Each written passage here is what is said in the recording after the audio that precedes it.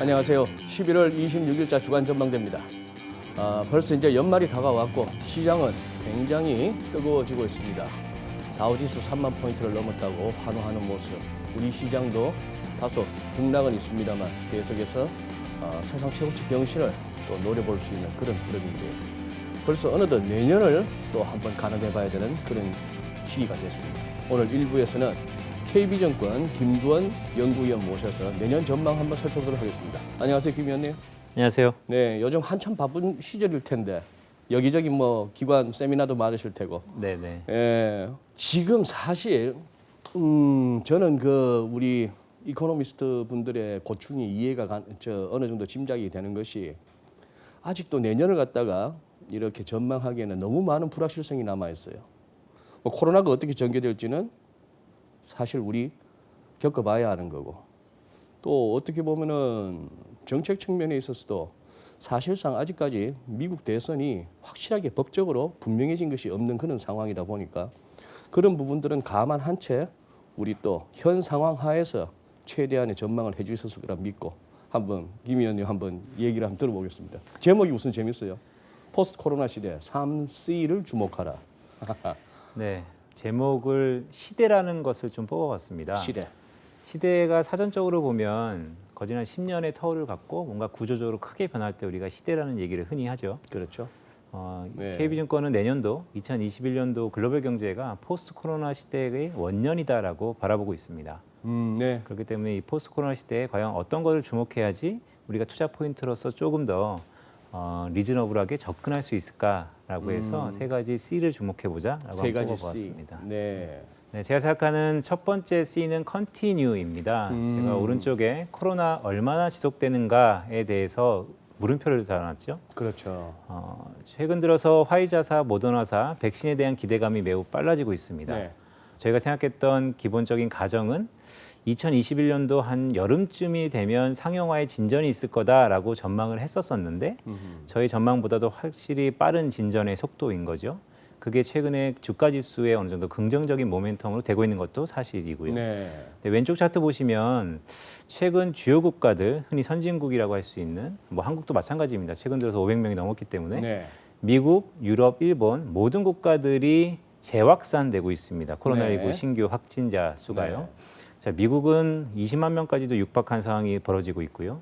자, 그렇다 보니까 이 코로나19의 백신에 대한 개발이 과연 이 코로나19 신규 확진자 수 재발하고 서로 트레이드오프가 되지 않는가라는 생각을 좀 하고 있어요. 그러니까 백신의 개발이 긍정적인 건 맞지만 그만큼 코로나19 신규 확진자 수가 더 늘어나는 것이 어떻게 보면 이런 기대감을 조금 누를 수 있는 요소다라고 보고 있고요. 네. 제가 이번에 말씀드리고 싶은 것은 딱 하나예요. 과연 코로나가 얼마나 지속되는가에 따라서 우리 글로벌 경제가 코로나 이전으로 돌아가는지 아니면 이전으로 못 돌아가는지가 결정될 것 같습니다. 네. 예를 들어서 코로나가 짧게 끝난다라고 하면 반드시 이전으로 100% 돌아갈 수 있다는 강한 자신감을 갖고 저희가 내년을 조망하는 것이죠.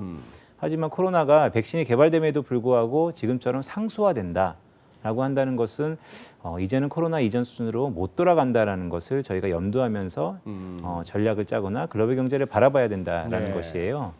WHO에서 중요한 데이터가 있죠. 과거 전염병들이 발병한 이후에 수년간의 백신의 상용화까지의 평균 기간을 쭉 계산해 봤더니 한 10년 정도 걸리더라.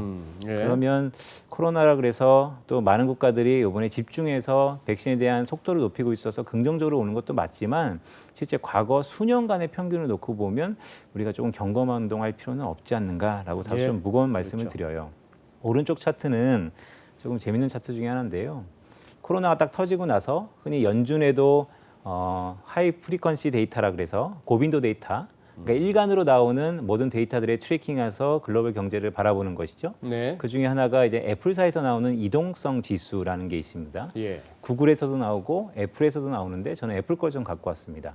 이 이동성 지수는 다들 셀폰, 즉 전화기가 있기 때문에 전화기로 추적해서 얼마나 이동을 하는지를 나타낸 지수예요. 네. 보시면 자동차, 대중교통, 도보 이 세 가지의 타입으로 나눠져 있는데 네. 자동차라든지 도보는 이미 코로나19 이전 수준으로 캐치업 넘어섰죠. 넘어섰네요. 네, 그러다 보니까 이걸 갖고 코로나 별거 아니다. 우리 이전으로 돌아갈 수 있다라는 기대감도 있는 건 사실입니다. 하지만 제가 말씀드리고 싶은 것은 대중교통 지수를 한번 보시죠. 훅 떨어졌네요. 그렇죠. 절반 수준이네요. 여전히 코로나19 이전 수준으로 올라서지 못하고 있다. 네. 자, 이게 의미하는 게 뭐냐? 결국에는 포스트 코로나 시대에 우리가 코로나 이전으로 100% 돌아가기에는 상당히 오랜 시간이 걸리거나 아니면 어렵다라고 치부하면서 내년도를 바라봐야 된다라는 말씀을 드리는 겁니다. 네. 자, 두 번째 C는 콜라보레이션. 아하. 그래서 흔히 뭐 연예계에서 많이 쓰는 거죠. 네. 웃자고 한 소리고요. 네. 협력이 얼마나 긴밀한가에 따라서 경기 회복 속도가 다르다라고 저는 보고 있습니다. 누구 간의 협력입니까? 정책 간의 협력이죠. 정책 협력. 네, 재정 정책 간의. 정책과 통화 정책. 네. 자, 이 부분은 최근 바이든 정부의 인선에서 재무장관으로 옐런이 거론되고 있고 네. 옐런이 거론되자마자 파우르 장관의 시너지 효과, 바로 이 콜라보레이션, 이 협력이 그만큼 기대감을 갖고 있는 것이죠. 네. 그런 것처럼 국가별 경기 대응력의 차이가 내년도 회복 속도를 좌우할 거다라고 보는 것이고요. 네. 그렇다면 이 왼쪽 차트에 보는 것은 이번 코로나19가 터진 다음에 주요 국가들이 얼마나 정책적으로 대응을 잘 했는지를 제가 브레이크다운 해봤습니다.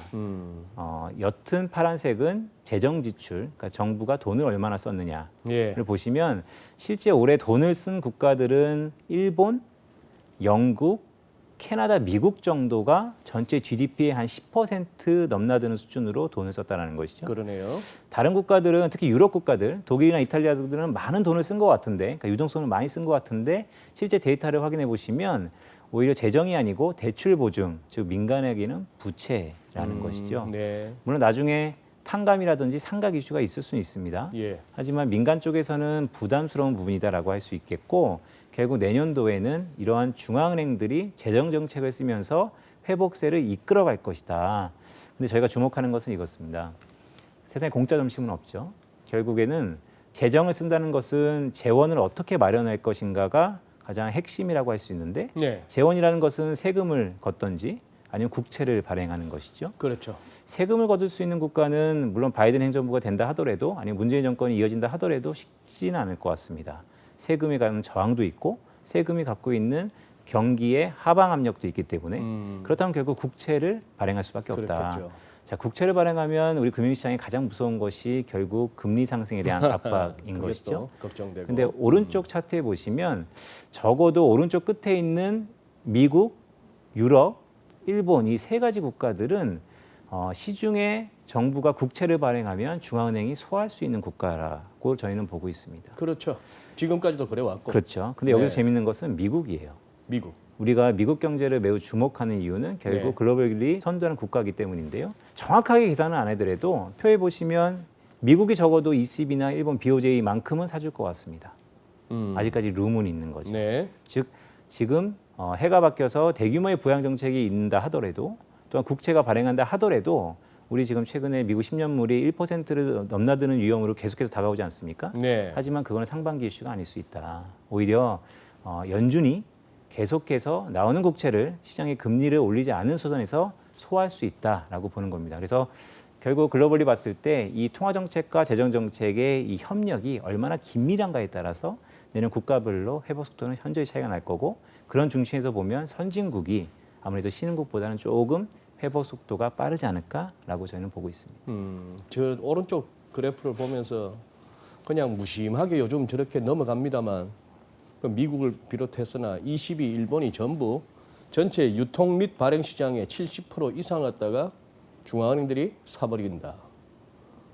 참 그 어마무시했던 그 채권 시장이 시장이라고 할 수도 없게 돼버렸네요. 애석한 부분도 분명히 애석한 있죠. 부분입니다. 네네. 네.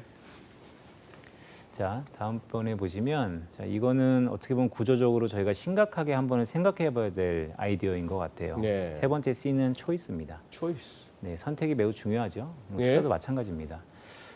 좀 거창하게 말씀드리면 이제는 모든 경제 주체들이 효율성보다는 유연성으로 포스트 코로나 시대에 무게추가 변할 것이다 라는 말씀을 드려요.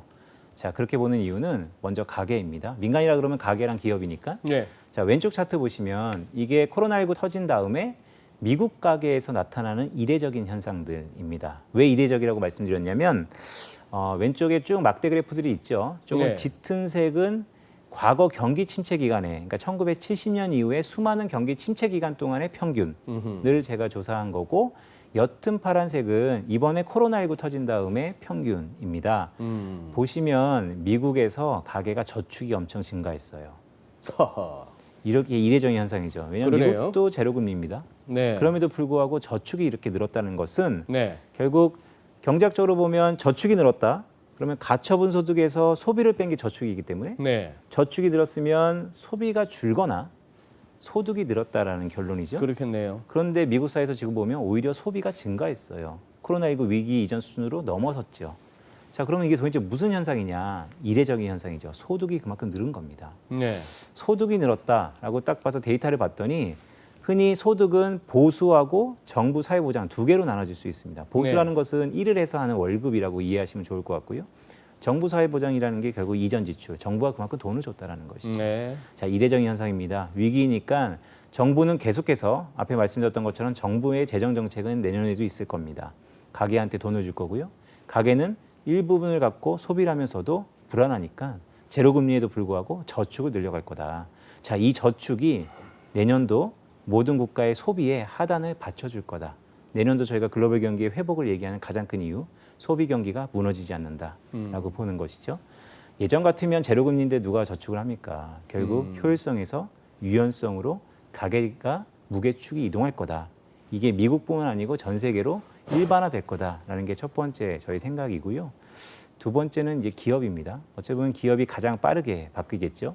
자, 2000년 들어서 우리 기업들이 생산을 하는 데 있어서 가장 목적이 뭐냐면 효율성입니다. 네. 흔히 just in time이라는 용어를 쓰죠. 일본의 시그마 6에서 연동된 겁니다. 네네. 재고를 최소화 가져가고 주문용은 바로 생산할 수 있는 적기 생산 체계인 거죠. 근데 이번에 코로나가 터진 다음에 기업들이 느꼈던 실로 공포감은 상당했었죠. 네. 왜냐하면 제때제때 물건이 안 올 수 있다라는 두려움. 네. 더 나아가서 빨리 경기가 개선됐을 때 재고를 좀만 가져가면 대응이 못한다. 기업의 존폐가 걸려 있는 거죠. 이제는 포스트 코로나 시대에 기업들이 더 이상 효율성보다는 유연성을 넓힐 것이다. 그게 무슨 의미냐면 결국 저스트 인 타임에서 저스트 인 케이스로의 변화인데 그게 결국 재고를 이전보다 훨씬 더 많이 가져가겠다라는 것이죠. 네. 비용이 상관없습니다. 이제는 적정한 재고의 그 경계가 무색해질 만큼 재고를 많이 가져갈 거다. 자, 이게 어떻게 투자 아이디어하고 연결되냐면 지금부터 내년도는 포스트 코로나 시대는 적어도 서비스업보다 제조업이 회복 속도가 빠를 겁니다. 그 네, 가운데 네. 모든 기업들이 재고를 엄청나게 느끼는 즉 리스트러킹 그 생산이 확대되는 시기가 훨씬 더 빠를 것이라는 것이죠. 네. 결국 전 세계에서 코로나 딱 터진 다음에 그나마 공장이 잘 돌아가고 있는 국가가 어디냐라고 꼽아보면 결국 중국하고 한국밖에 없다는 거죠. 자, 지금 외국인 수급, 한국에 대해서 이렇게 강력하게 노크하는 이유 과연 무엇이겠느냐? 경기는 회복됩니다. 서비스업보다 제조업이 훨씬 더 회복 속도가 빠를 것 같습니다. 그러면 전 세계에서 공장이 가동되고 있는 유일한 국가, 중국하고 한국 두 국가에 대해서 환율도 그렇고 위안화 강세, 원화 강세, 외국인 수급도 상당 부분 오랫동안 이어질 수 있는 그런 기틀이 마련됐다. 우리가 선택하는 데 있어서 어느 국가에 어떻게 집중해야 되는지는 초이스 달려있다. 이제는 효율성보다는 유연성이다라는 말씀을 드리는 것이죠. 네네. 네. Just in time에서 just in case. 그렇죠. 아주 뭐 라임을 이루면서 딱 인사이트가 있네요. 네. 네. 그리고 오른쪽에 있는 차트는 한국과 중국의 이런 제조업단에서의 경쟁력이 사실은 내년 1년 내내 쭉 갈 것이냐에 대해서는 또 이코노미스트니까 구조적으로 좀 말씀을 드리려고요. 네네.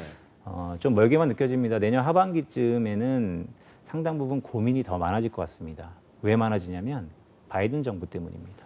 아직 말씀 주셨지만 아직 미국 결과가 잠정 결과라고 저희는 표현을 하죠. 네. 하지만 1월 20일 날 바이든 정부가 출범할 가능성이 매우 높아졌다는 가정을 깔고 말씀을 드립니다. 네. 바이든이 내세우는 미국 경제 회복의 첫 기틀은 물론 그린 인프라입니다. 하지만 두 번째 기틀로 가장 중요하게 여기는 것이 제조업의 부흥, 즉 리쇼링이라는 것이죠. 그거는 뭐 트럼프 행정부하고 별 차별화가 되지 않는 근데 거기서 차별성이 있습니다. 뭐가 있죠? 어떻게 했냐면 트럼프 대통령의 리쇼링은 이런 겁니다. 밖에 있는 생산 공정을 미국으로 갖고 와라. 다 가져와. 그러면 인센티브 주겠다. 법인세 10%포인트 감면. 자, 바이든은 밖에 있는 생산 공정을 안으로 갖고 와라. 안 갖고 오면 10%포인트 법인세 과세. 그런데 바이든 나는 21%인 법인세를 28%까지 올릴 테니까 결국 시간이 끌면 끌수록 이전보다 2배 이상의 법인세를 감당해야 된다. 구속력은 당연히 바이든 시대에 훨씬 더 큰 것이죠. 아하. 그렇기 때문에 사실 이 리쇼링이라는 이런 테마는 오바마 때부터 쭉 나왔던 테마입니다. 네. 하지만 코로나 시대라는 촉매제, 더 나아가서 바이든의 이 강력한 네거티브 규제, 이 두 가지가 결국 미국 사회에서의 그 리쇼링을 좀 더 가속화시킬 거다라고 보는 것이고요. 그런 의미에서 오른쪽 차트를 잠깐 보시면 이게 미국의 산업 생산입니다. 네. 1970년대부터 2008년 금융위기 전까지 미국의 산업 생산을 제가 생산 단계별로 나눠 본 겁니다. 원자재도 거의 마찬가지인데요. 중간재, 최종재, 생산 단계별로 산업 생산을 구분해 본 건데 네. 72년부터 2008년까지는 동일하게 움직입니다. 굴곡이 매우 코릴레이션이 높다라는 것이죠. 하지만 2008년 금융위기를 딱 맞고 나서 최종재는 가파르게 올라왔었는데 산업 생산이 중간재는 이전 수준으로 아직까지도 못 넘고 있습니다. 자, 저게 의미하는 게 뭐냐? 그러네요. 바로 저게 글로벌 밸류 체인이라는 것이죠. 아하. 저 시기가 바로 효율성의 극대화된 시기. 더 이상 가격 논리로서 미국의 중간재 업체들이 자기 물건을 안 쓰는 거죠. 중국산, 한국산, 대만산. 알겠습니다. 자, 우리가 항상 수혜를 봤던 이 헤게모니가 적어도 내년까지 글로벌 경기 회복에 이어지겠지만 점차 내년 후반기로 갈수록 아니면 내후년으로 갈수록 드디어 미국이 자체적으로 생산할 거다. 거기에 철대적인 기회와 도전 우려가 혼재돼 있는 내년 하반기를 우리가 맞이할 수도 있다는 말씀을 드립니다. 예. 이거는 이제 글로벌 경제예요. 예. 글로벌 경제는 제가 뭐 간단하게 좀 테마만 말씀드리겠습니다. 자, 2021년 글로벌 경제는 저희가 회복을 전망하고 있습니다. 네, 뭐 소장님 잘 아시겠지만 저도 업계에 들어와서 짧은 한 10년을 보내고 있습니다. 하지만 항상 제도권에서 전망한다는 게 회복의 방점을 찍고 전망할 수밖에 없는 태생적인 한계도 있습니다. 하지만 이코노미스트로서 좀 좋은 것은 상반기가 좋을 것이냐, 하반기가 좋을 것이냐에 대해서 나름의 목소리를 좀 낼 수 있다는 게 어떻게 보면 표현의 자유입니다. 네네. 그런 의미에서 보면 내년 글로벌 경제는 회복의 방점이 있지만 상반기에 좀 더 하이라이트가 있을 것 같습니다. 상반기에. 하반기로 갈수록 불안한 감들이 지금 상황에서 보면 정제되지 않는 요소들이 꽤 많다라는 말씀을 첫째 드리고요. 자, 내년에 글로벌 경제의 특징은 두 가지입니다. 첫 번째 특징은 불균형이라는 것이죠. 왼쪽 차트 보시면 저희 KB증권은 내년도에 국가별로 봤을 때 글로벌 경제를 딱 세 가지 국가만 가져갑니다. 미국, 중국, 한국입니다. 미국, 중국, 한국. 네. 반대로 말하면 이 미국, 중국, 한국이 내년도 코로나19 이전 수준으로의 경제가 회복되는데 다른 국가들은 회복되지 못한다라는 것이죠. 유럽 쪽은 아닌 것 같고. 유럽도 그렇고 일본도 그렇고 다른 아시아 국가들도 그렇고 코로나19 이전 수준이 언제냐? 2019년 4분기 기준으로 실물 경제가 올라오지 못할 것 같습니다. 실제 7페이지 왼쪽 차트에 보시는 것처럼 중국은 올해 2분기에 이미 넘어섰고요. 회복이 빠른 것이죠. 지금 제일 위에 선이 중국이죠. 그렇죠. 네. 네. 그리고 미국하고 한국은 저희 전망대로라면 내년 3분기 말쯤에는 코로나19 이전 수준으로 올라선다라고 보는 것입니다. 지금 제일 오른쪽 끝부분에 봤을 때 제일 위가 중국, 그다음이 그렇죠. 한국, 미국입니다. 그렇죠. 네. 그리고 나머지 유로 지역이라든지 일본은 좀 언더에 있는 네, 것이죠. 네. 자, 이게 의미하는 것은 뭐 다양한 해석이 있을 겁니다. 하지만 지금부터 내년 3분기 말까지는 적어도 이 세 국가는 경기가 회복된다. 적어도 빠르게 상대적으로. 다만 내년 하반기부터는 경기가 이렇게 빨리 올라온다는 것은 어떤 것을 수반하냐면 물가 상승, 금리 상승, 우리 금융시장에서 가장 두려워하는 이런 요소들, 물가 비용의 요소들을 또 한번 내년 하반기부터는 고민해야 된다는 숙제도 갖고 있습니다. 이 대목에서 잠시 또 실례의 말씀드리자면은 우리 김돈 연구위원께서는 지금 이코노미스트로서 이제 매크로를 말씀하시는 거고 아마 우리 시청자 여러분들 가운데 자영업자들 무슨 카페를 하시는 분들 무슨 이런저런 자영업을 하시는 분들 입장에서는 지금 이러한 어떤 논의가 너무나 딴 세상 얘기처럼 들릴지도 모르겠습니다. 죽을 판인데. 네, 계속하시죠. 네, 오른쪽 차트 보시면 네. 두 번째 제가 생각하는 글로벌 경제 회복의 특징은 교역량이 빨리 증가한다는 것입니다. 파란색은 지난 2009년 글로벌 금융위기 이후에 교역량이 얼마나 빨리 회복됐는지를 제가 추세로 쭉 보여드리는 것입니다. 8개월 정도 지났을까요? 금융위기를 맞고 회복의 방점이 찍히는 네. 거죠. 속도가 네. 올라오고 있습니다. 자, 이번 코로나19 위기 이후에는 중국의 선전도 있고 한국 수출도 나름대로 선방하고 있어서 생각보다 이전보다 한 3배 정도 빠른 속도로 올라오고 그러네요. 있다. 기울기가 초반에 아주 빨랐어요. 그렇습니다. 시장 회복 속도도 그랬고. 그렇죠. 자, 이게 의미하는 게 결국 뭐냐? 결국 포스트 코로나 시대에 내년도에 글로벌 경제를 이끄는 게 도대체 무엇이냐라고 보면 결국 불균형한 회복과 교역량이 증가하면서 서비스업보다 제조업이 좋다. 교역량이 증가하는데 제조업이 좋은 국가는 전 세계에서 또 교집합이 나오는 것이죠. 중국과 한국. 그렇기 때문에 저희가 중국, 한국은 적어도 외국인 입장에서 보면 상당히 매력적인 국가일 수 있다라는 말씀을 드리는 겁니다. 이 대목에서 벌써 약간의 의문점이 그렇다면 최근 이제 우리 코스피의 어떤 아웃퍼포먼 이해가 돼요. 네네.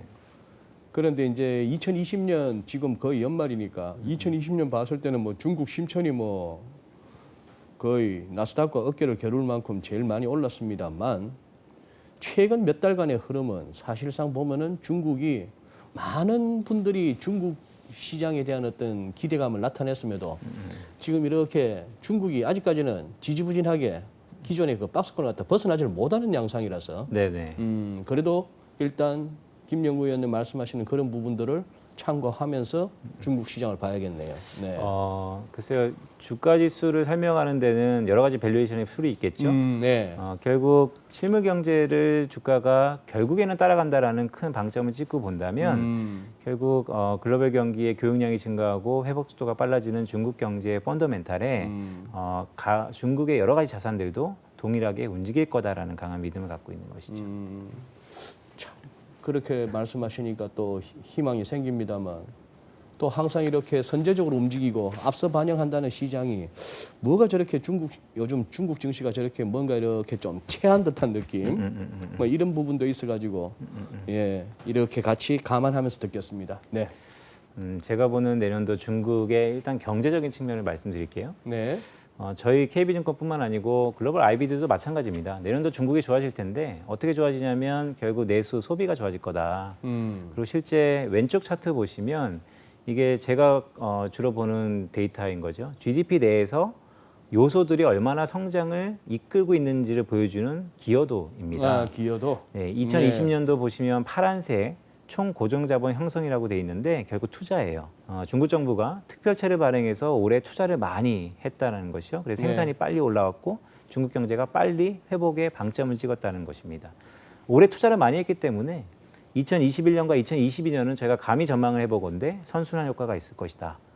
올해 투자를 많이 했던 게 고용시장과 소비로 전환될 것이다 라고 보는 게 저희가 보는 내년도 중국의 그림이고요. 자, 거기에 13페이지 오른쪽 차트 중국 정부가 조미료를 뿌리고 있죠. 쌍순환 전략. 자, 내순환과 외순환. 네. 어떻게 보면 내순환은 지난 2015년에 있었던 가전화양 이구환신, 농촌의 사람들이요. 자동차를 사라, 제품을 사라, 여러 가지 했던 프로모션하고 비슷합니다. 하지만 이번에는 좀 더 업그레이드가 되겠죠. 그때 내연기관이었으면 지금은 전기차일 거고 그때보다 훨씬 더 이제 업그레이드가 되는 건데 제가 주목하는 것은 외순환입니다. 그러니까. 이 외순환이 중국 정부는 야심차게 얘기하고 있죠. 위안화 강세를 동반해서 중국의 문호를 여기서 열겠다. 우리 중국의 구조 개혁과 금융시장에 기회가 있으니 와서 투자를 해라. 네. 지금 상대편에 보이는 패권 경쟁을 하고 있었던 미국은 정치적 리스크뿐만 아니고 주춤하니까 지금이 기회다라고 얘기를 하는 겁니다. 자, 전 세계 중국으로 긍정적으로 보는 시각이 이래서 형성되는 건데요. 내년 상반기까지는 저도 여기에 큰 이견은 없습니다. 오히려 더 중국이 좋다라고 말씀을 드리는 거고요. 하지만 지금부터 저는 좀 생각이 다릅니다. 보시면 자, 아픈 역사가 있는 거죠. 14페이지 왼쪽 차트에 보시면 시진핑이 2013년 초반에 집권을 하고 2014년 4월 달부터 자본시장을 열어보겠다. 후강통, 그다음에 11월 달, 그다음에 2016년 성강통까지 2014년부터 16년까지 중국이 자본시장을 열었던 시기입니다. 당시 중국이 문호를 열면 중국 공산당이 이렇게 생각했을 거죠. 문호만 열면 중국으로 엄청나게 자금이 쏠려 들어올 거고 중국은 구조조정에 성공할 거다. 근데 보시면 당시 외환보유고가 4조에서 1조가 날아가 버립니다. 그러네요. 그리고 위안 달러는 제가 역축으로 그렸는데요. 오히려 달러는 7위안을 육박할 정도로 약세가 되는 것이죠. 오른쪽에 Y축을 보시면은 축 전환을 해놓은 그렇죠. 겁니다. 네, 그러니까 지금 이렇게 검은색 선이 떨어지는 것은 지금 위안 약세를 의미하고 최근 들어서 이제 위안 강세죠. 그렇죠. 보시면 그 시기에 공교롭게 중국의 달러가 다 밖으로 빠져나갔다는 거고 그런 결과물로 위안화가 약세가 됐다는 것입니다. 자, 근데 14페이지 오른쪽 차트에 보시면 저기 중국의 10년물 금리와 네. 미국의 10년물 금리를 제가 비교를 해봤어요. 스프레드가 굉장히 넓어졌네요. 그렇죠. 커졌네요. 이게 왜 중요하냐면 결국 자금은 중장기적으로 금리 차이에서 이동되는 거 아닙니까? 그렇습니다. 자, 2014년도에는 중국 금리하고 미국 금리가 동일하게 내려가는 형태였었지만 네. 그때 스프레드랑 이제 지금이 문제인 것이죠. 지금 보시면 중국의 10년물이 레벨이 높습니다. 3% 초중반이죠. 네. 미국의 10년물은 얼마 전까지 0.4%가 바닥이었다가 최근 0.9까지 올라왔다가 지금 0.88, 0.9 정도 레벨입니다. 네. 근데 저희가 알고 있는 건 뭐냐면 속도와 레벨의 차이겠지만 내년도 미국의 10년물 금리는 완만하게 오른다라는 것입니다. 미국의 10년물. 그렇죠. 그렇겠죠. 그러면 지금 중국과 미국의 이 금리 차가 내년도에는 폭의 문제지 좁혀진다는 조금은 것이죠. 좁혀지겠죠. 자, 2014년도, 2015년도, 2016년도랑 비슷합니다. 중국 정부는 야심차게 문호를 개방하죠. 이제는 달라질 거다. 왜냐하면 이미 지금 금리 차이 200bp 아니면 250bp는 자신 있다라고 얘기를 하는 건데 네. 과연 그렇게 생각할까요? 그럼 그때 가서 봐야 되는 것이죠. 또한 지금 롱텀하게 보면 이 스프레드가 좁혀지고 있다. 미국의 10년물 금리가 오르고 있다는 것은 과연 문호를 개방했을 때 중국으로 자금이 계속해서 들어갈 수 있을 것인가. 오히려 지난 2016년에 위안화 텐트런 같은 발작이 일어날 가능성이 있지 않을까. 이런 두려움도 또 있는 것입니다. 그러니까요. 지금 예를 들어서 말씀하신 대로 미국 국채 10년물 들고 있는 것보다 중국 국채 10년물짜리 들고 있으면은 적어도 못 먹어도 200bp는 먹고 들어가는데 그렇죠. 거기다가 위안까지 강세 전망이 다들 지배적인데 그러면 환 차익까지도 기대할 수 있는데 그렇죠. 그럼에도 불구하고 덜썩 들어가기에 모두가 흔쾌히 동조는 안 된다. 그렇죠. 지금 이 말씀을 굳이 드린 이유는 너무나 쏠림이 있습니다. 제가 항상 언론에 와서 얘기하고 싶은 건 그렇습니다. 예전에 이번에 연말 미국 선거도 그랬고요. 항상 쏠림은 반대편에 대한 목소리에 대해서 우리가 귀를 기울여야 됩니다. 네. 반대편으로 전환됐을 때 그 폭이 크기 때문인데요. 그러니까 쏠린 이후에는 맞습니다. 그래서 지금 이렇게 제가 갖고 있는 툴로서 쭉 봤을 때는 결국 물론 중국의 헤게모니가 있는 건 맞고 중국의 투자 유인이 있는 건 맞지만 내년 하반기로 시간 싸움일 것 같다. 가면 갈수록 미국 10년물 금리가 상승할 수밖에 없고 그런 부분에서 물론 여기서 변수는 있습니다. 그러니까 미국 10년물하고 중국 10년물하고 이 좁혀지는 폭보다 위안화가 훨씬 강세가 되면 되는 것이죠. 하지만 결국 환율이라는 게 금리차, 그다음에 수급에 의해서 결과물이기 때문에 네. 중국 정부가 아마 컨트롤한다 하더라도 쉽사리 지금의 이런 중국의 투자 유인이 더 좋아지기보다는 지금 수준 아니면 지금보다 조금 약해질 가능성도 저희가 준비해야 된다는 네. 말씀을 드리는 것입니다. 자, 한국 얘기해 볼까요? 그러시죠. 한국은 조금 조심스럽기도 합니다. 근데 제가 이 세 번째 텍스트가 좀 중요해 보입니다. 내년도 우리 정부가 야심차게 내놓은 게 그린 뉴딜입니다. 네. 최근 바이든 정부의 트렌드 또한 유로존이 재정통합 이후에 그린 인프라 7,500억 유로를 준비하고 있죠. 전 세계 테마입니다. 한국도 거의 동참을 했죠. 그런데 10년 전에도 비슷한 테마가 있었습니다. 2009년 녹색 뉴딜. 아니 녹색이나 그린이나. 그러니까 우리가 흔히 2009년도 편한 언어로 4대강. 네, 4대강이 있었죠. 당시 정부가 25조 원을 투입했죠. 네. GDP의 2.1%. 정부의 성장 기여도가 꽤 잘 나왔습니다. 2.2%포인트나. 그러니까 1년의 성장 중에서 거의 2% 남짓한 것을 정부가 이끌어냈으니까요. 네.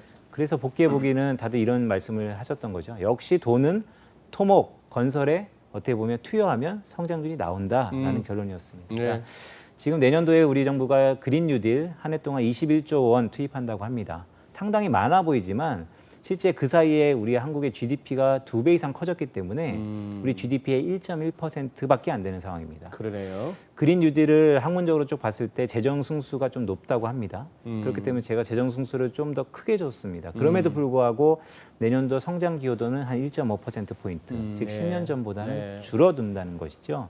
자, 여기서 제가 말씀드리고 있는 포인트는 두 가지입니다. 이제부터 전략인데요. 첫 번째는 추경이 있을 겁니다. 추경에서 이 그린 뉴딜로 재원이 20조 원 이상 플러스가 된다라고 하면 저희가 모두 생각하는 것보다 훨씬 더 내년에 한국의 성장률이 잘 나올 겁니다. 공교롭게 올해 한국은행이 오늘 내년도 성장률 전망치를 또 상향 조정했죠. 자, 그런 연장선상에서 계속해서 상향 조정 흐름이 나올 수도 있습니다. 얼마로 얘기했죠? 내년에 2.8에서 3.0으로 0.2%포인트. 올해도 여전히 0.2%포인트 올렸고요. 자, 그런데 만약에 내년에 추경에도 불구하고 여러 가지 재반의 우려 때문에 돈이 별로 안 들어간다라고 하면 실제 그린 뉴딜이 내년 1년 내내 한국 경제를 이끌 수 있는 성장 동인일까에 대해서는 객관적으로 생각해 볼 필요가 있다는 말씀을 좀 드리고 싶습니다. 네. 이건 이제 환율 전망인데요. 예, 요거 듣고 싶었어요. 네네. 환율은 추세적으로 저희가 내년도에 달러는 약세라고 봅니다. 1년을 놓고 봤을 때. 네, 지금의 어떻게 보면 모든 기관들의 컨센서스가 됐죠. 그렇죠. 달러 약세와 위안화 강세의 조합입니다. 하지만 저희가 약간의 느낌적인 느낌, 굴곡을 만들고 싶은 건 뭐냐면 적어도 지금부터 내년 상반기까지는 약간의 되돌림이 있을 것 같다. 되돌림. 네, 그 되돌림이라는 것은 여기서 달러가 추가적으로 약세가 되기보다는 약간 하단을 다지거나 아니면 강세로 전환될 수 있는 요인들이 12월 내년 1월에 있다라는 말씀을 좀 드리고 싶어요. 어떤 대목을 보고 계신 거죠? 일단 달러가 약세가 되려면 네, 반대 통화들이 강세가 유지돼야 됩니다. 그러니까요. 유로화가 특히 비중이 크죠. 어허. 근데 유로화는 강세가 될 거냐라고 보면 또 사실 유럽 얘기를 해야 되는데 일단 유럽은 제가 리스크 요인이라고 써놨죠. 저는 연초 노딜 브렉짓을 기본 시나리오로 갖고 예, 있습니다. 예. 네, 브렉짓이 노딜 가능성이 높다라는 거. 그럼 제가 이 말씀을 계속 드리면 저한테 반대로 질문이 항상 있으세요. 아니 브렉짓이라는 그런 큰 리스크 요인이 노딜인데 왜 이렇게 시장 무덤덤하지? 파운드 왜 이렇게 안 움직이지? 벌써 2016년도에 브렉짓이 이미 다 학습효가 끝난 거 아닌가? 어허. 물론 유럽의 상업용 부동산의 자금 흐름을 보면 많이 빠져나갈 돈들은 그러니까 영국에서 돈들은 이미 많이 빠져나간 것 같습니다. 데이터를 보면. 네. 하지만 최근에 S&P 같은 신병사들은 영국의 은행권의 신용등급을 전부 강등시켜 놓은 상태입니다. 따라서 내년 1월 1일로 노딜 브렉짓이 마침표를 찍는 순간 여파는 있을 거다. 그래서 상당히 내년 초반에 파운드와 유로화가 동시에 흔들릴 수 있는, 즉 약세가 될 수 있는, 그렇다면 우리가 말씀드렸던 유로화 약세는 반대로 달러 강세 압력일 수 있으니 그런 부분들을 좀 조심하자라고 말씀드리는 거고요. 자, 내년 1년을 놓고 봤을 때 달러가 계속해서 약세가 되려면 유로화가 계속해서 강세 압력이 높아져야 되는데 11페이지 오른쪽 차트를 좀 말씀드리고 싶어요. 이건 뭐냐면 유럽의 고용시장인데요. 제가 커버하는 모든 국가들 중에서 내년도 유일하게 고용시장이 추가적으로 둔화될 겁니다라고 전망하는 게 유럽이 유일합니다. 오히려 둔화됩니다. 왜 그렇게 보냐면 이 막대 그래프들은 각 국가별로 전체 고용에서 임시직이 차지하는 비중입니다. 남유럽 국가들은 50%에 육박한 국가들도 있고요. 예. 저기 밑에 가면 영국으로 갈수록 한 10% 언더인 국가도 있고요. 네. 평균적으로 임시직 비중이 많다라는 것이죠. 그런데 동글뱅이 보시면 실업률은 다 8% 언더에서 자리 잡고 있습니다. 되게 아이러니한 거죠. 코로나라는 게 서비스업의 충격이 컸고 전 세계에서 관광업으로 먹고 사는 국가가 가장 많은 게 또 유럽이고 네. 또한 전체 고용에서 임시직 비중이 가장 큰 게 유럽인데 네. 실업률은 왜 이렇게 안정적이지? 바로 옆에 있는 동일한 선진국인 미국은 3.5에서 14.7 갔다가 이제 6.9인데 네. 유럽은 완만하게 7.1, 7.4, 7.8, 8.2, 8.3까지 왔습니다. 자, 보니까 유럽은 국가에서 이 해고와 실업을 전부 다 떠안고 있다라는 것입니다. 단축 근무 제도로. 자, 유럽 국가들이 해고하지 않습니다. 근무 시간을 단축시킵니다. 네. 그리고 소득이 부족한 것을 국가가 재원으로 보존해주고 있습니다. 네. 근데 이 또한 세상에 공짜 점심은 없죠. 내년에 유럽에서 취약한 국가들이 이 보존해주는 혜택이 줄어들 것이다. 즉 내년에 연말로 갈수록 유럽은 고용시장에서 추가적으로 둔화 우려가 나타날 것이다. 즉 유럽이 경기 펀더멘털리 봤을 때 하반기로 갈수록 회복 속도가 낮아지거나 결여될 수 있다. 여전히 유로화의 그 강세 흐름이 상반기냐 하반기냐 놓고 봤을 때 상반기가 강하다가 하반기로 갈수록 유로화의 약세 압력이 표면적으로 우러날 수 있다는 말씀이죠. 네. 그렇다면 종합적으로 봤을 때 결국 우리가 달러 약세를 보지만 기본적으로 하반기로 갈수록 과연 이 약세 폭이 또한 반대로 얘기하면 이 원화의 강한 이 강세 폭이 네. 과연 내년 1년 내내 이어질 수 있겠느냐에 대해서는 조금 생각해 봐야 된다라는 말씀을 드리고 저희 KB증권은 그래서 2021년에 평균치를 봤을 때 내년 4분기가 1110원을 바라보고 있습니다. 그렇다면 지금 수준에서 약간의 등락이 있다가 다시 한번 내려오는 그림 그렇게 좀 보고 있는 것이죠. 여기 현 레벨에서 크게 벗어나지는 않는다. 그렇게 보시는군요. 네네. 예. 아까 얼핏 그런 말씀을 우리 시작 전에 들었습니다. 외국인 자금이 상당히 유입될 가능성이 보인다고요. 어떤 점에서? 그거는 제가 말씀드렸던 이런 거죠. 글로벌 경제의 특징을 보면 내년도 불균형인데 왼쪽 차트에 보신 것처럼 유일하게 세 가지 국가만이 전 세계에서 코로나19 수준으로 회복할 수 있는 국가, 즉 경제가 살아나는 국가, 미국, 중국, 한국. 네. 거기다 오른쪽 내년도에는 특히나 과거 그 어떤 경제 위기보다도 훨씬 더 교육량이 빨라지고 서비스업보다 제조업의 회복 속도가 빠르다. 그거에 대한 교집합은 결국 한국 기업, 한국 제조업 기업, 중국 제조업 기업이 스포트라이트를 받을 수밖에 없다라는 결론이죠. 그래서 그런 걸 봤을 때 전 세계에서 결국 포트폴리오 입장에서 보면 동일한 자금을 갖고 어디에 투자해야지 좀 더 아웃퍼폼, 즉 성과가 좋으냐라고 놓고 봤을 때 유독 튀는 국가가 중국하고 한국이 처음에 스포트라이트를 받을 수 있고 그런 부분들이 이미 자금의 큰 흐름이 나타나고 있다라고 보는 것이죠. 그랬을 경우에 경상수지 부분에서도 더 호조를 보일 수가 있고 특히나 또 자본수지 측면에서도 그렇다면은 원화 강세 압력은 또 더 커질 수도 있고. 그렇죠. 근데 말씀 주셨던 것처럼 자 그렇게 긍정적으로 보면서도 왜 우리 원달러 환율이 4분기에 지금 수준이냐 이게 말씀 주셨던 것처럼 가장 이제 네. 의문점일 겁니다. 네네. 자 지금 올해 유명했던 게 동학개미만큼 서학개미죠. 네, 한국의 외국인 투자, 해외 투자가 상당 부분 원화 강세 압력을 일부 상쇄할 마지막 것이다. 이 말씀이구나. 그렇죠. 네, 그 말씀을 좀 해외 드리고 투자 싶습니다. 때. 네. 예. 그래요. 근데 아까 지금 슬라이드 중에 네네. 사진이 나오는 거 요거만 아, 한번 네. 보고 갈까요? 네, 사실 이 부분은 어떻게 보면 저희가 방송할 때쯤이면 좀 더 가시화될 겁니다. 바이든 정부의 인선이 다음 주에 경제 파트가 거의 마무리될 것 같습니다. 근데 이거는 이제 부처 15개 부처의 큰 장관들의 이제 인선이고요. 네. 빨간색은 이미 유력시 되는 사람, 그러니까 상원 인준이 남았지만 거의 상원에서 통과가 유력한 사람들. 또한 검은색은 이제 후보에 오르시는 분들이에요. 재무부 보시면 옐런 의장, 드디어 전 옐런 의장이 돌아옵니다. 옐런과 파월 조합 제가 말씀드렸죠. 네. 결국 내년도 금융시장이 가장 불안해하는 것은 재정 부양 플러스 금리 상승에 대한 압박인데 적어도 옐런과 파월의 이 조합은 이 금리 상승에 대한 고민을 내년 상반기가 아닌 하반기로 이연시켜줄 가장 강력한 요소사라고 보고 있는 거고요. 최근 옐런 의장의 또 발언들을 보면 바이든 정부가 좋아하는 멘트들을 많이 했어요. 재정 정책이 필요하고 형평성과 평등성을 강조해야 되고 이런 것들이 꽤 많습니다. 근데 오늘 좀 드리고 싶은 말씀은 이런 긍정적인 건 다 아실 테니까 국무부 장관하고 국방부 장관이에요. 아하. 약간 강경 노선입니다. 국무부 장관은 지금 대북 강경론자이고요. 핵 포기해야 된다라고 강력하게 우리 정부와 약간의 트러블은 좀 불가피해 보이고요. 국방부 장관이 미셸 플로노인데 유력합니다.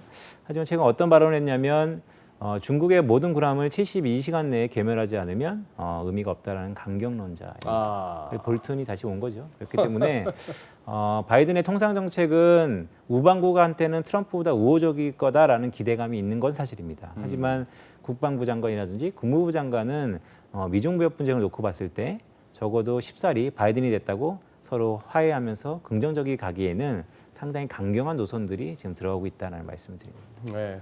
그래요. 알겠습니다.